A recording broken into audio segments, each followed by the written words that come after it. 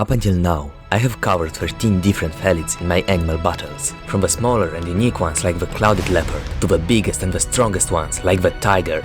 But now, it is time to decide once and for all which of these felids is the king of all felids, by ranking them from worst to best in a tier list. I can already smell the hype in the air, so let's get started. I am Mario, and this is Animal Ranks.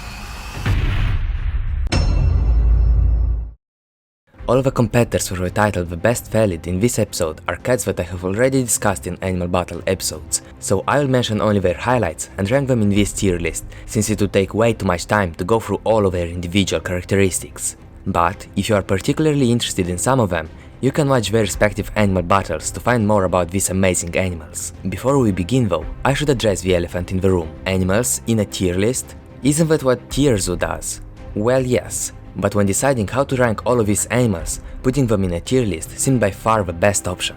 This tier list will be based on my own opinions and the feedback that I got from all of you for all the animal battles and the community polls, so my rankings might differ from those of Tier Zoo. That being said, if you haven't checked Tier Zoo out yet, I strongly recommend doing so, since his way of gamifying animals is really interesting and I enjoyed each of his videos. Now let's begin filling up the tier list. In E tier we'll go with 4 smaller felids: the serval, the Clouded Leopard, the caracal, and the ocelot. All of them are in the same size category and have amazing and unique adaptations. The ocelot and the Clouded Leopard have adapted to the jungle life in South America and Asia respectively. They are incredible tree climbers, capable of rotating their ankles 180 degrees to go down a tree easier and have long tails used for balance. The Clouded Leopard also has the largest canines in relation to their body size from all felids, but are really useful when hunting monkeys. Then we have the serval and the caracal in the African savanna. The caracal is an incredible jumper, being able to jump as high as 3 meters to catch flying birds, which is fascinating considering its size. It has great mobility even in mid-air, always landing on its feet. Then there is the serval, a really agile felid and an incredible predator.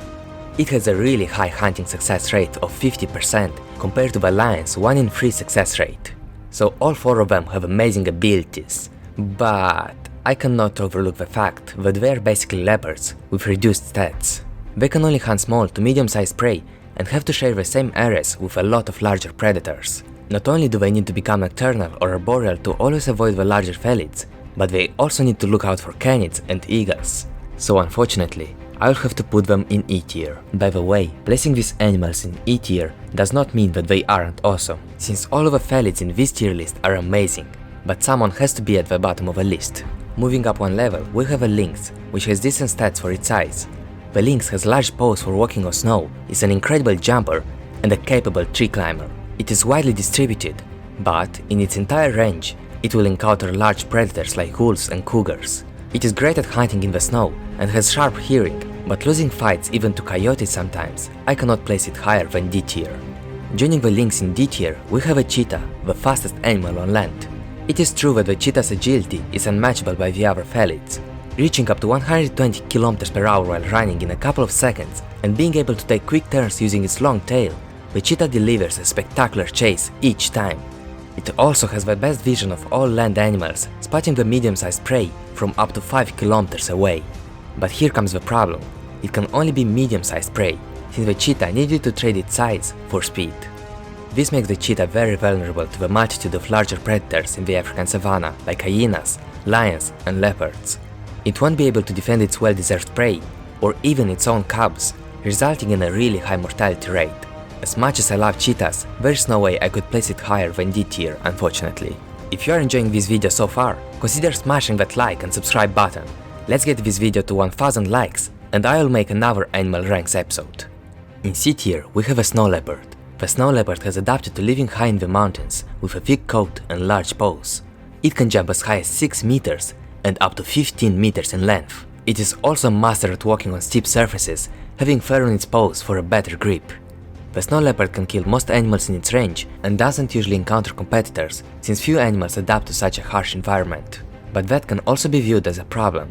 It is so well adapted to its range that it wouldn't really survive outside of it, and therefore is contained in the mountain ranges, unable to expand and conquer other environments. We're getting closer to the top of a tier list, placing the cougar in B tier. It is widespread throughout North America and is a large but agile felid. Being the 4th largest felid, it can still perform amazing jumps of more than 10 meters in length and 5 meters in height. It does, however, have a lot of competitors, its kills being stolen by bears, wolves and jaguars, so it is a solid B tier. Here we also have a leopard with its amazing arboreal agility. Just look at it hunting this monkey in a tree. It can also surprise its prey by jumping down on it from a tree or by ambushing it in the tall savanna grass. After catching its prey, it will be dragged in a tree to prevent it from being stolen by lions or hyenas, which is an incredible strategy. Still, because it will always be overpowered by the lion, I can only place it in high B tier. In A tier we have our first animal battle competitors, the lion and the tiger. As we established in that battle, the tiger would be the stronger of the two in general, being generally larger. It is a great swimmer and its big jumps are really impressive for such a massive animal.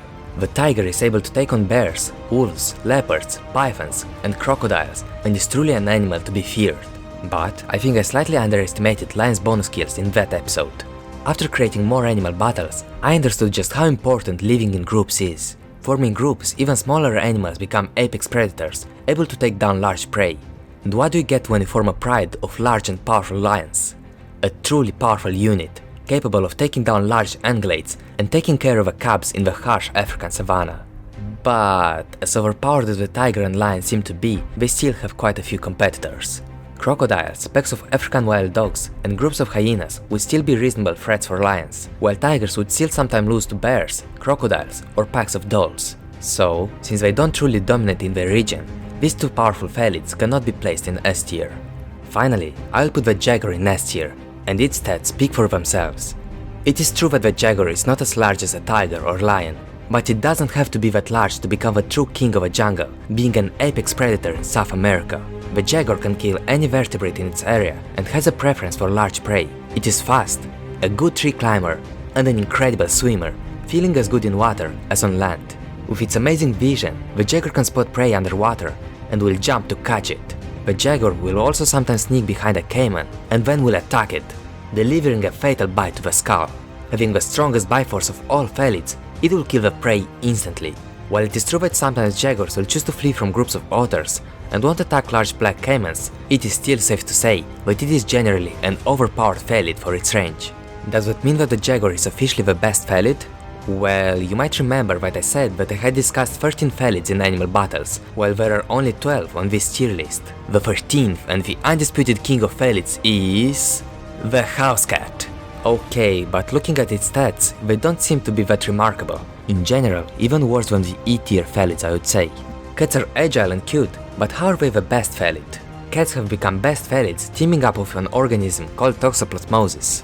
This was initially transmitted to rats and mice, affecting their nervous system and making them fear cats less, being easier to catch. This organism was also transmitted to humans, making them like cats more. Now, about half of all humans are infected with this organism, and the cats manage to thrive as pets. While there are around 40,000 lions, the number of cats on the planet is about 500 million. Seems like higher stats are not a clear way to become the most successful felid. Perhaps it is the cats controlling my mind that drive me to this conclusion, but on top of my felids tier list, I will place the cat. So these are my rankings for the felids that have competed in animal battles so far. You might disagree with some or maybe all of my rankings, so I'd love to read your opinions in the comments down below. Subscribe if you haven't already for more high quality animal videos. I would also like to thank my patrons for supporting me, and if you truly love what I'm doing, you can also support me on Patreon to fill up that list with your name. Respect, animals.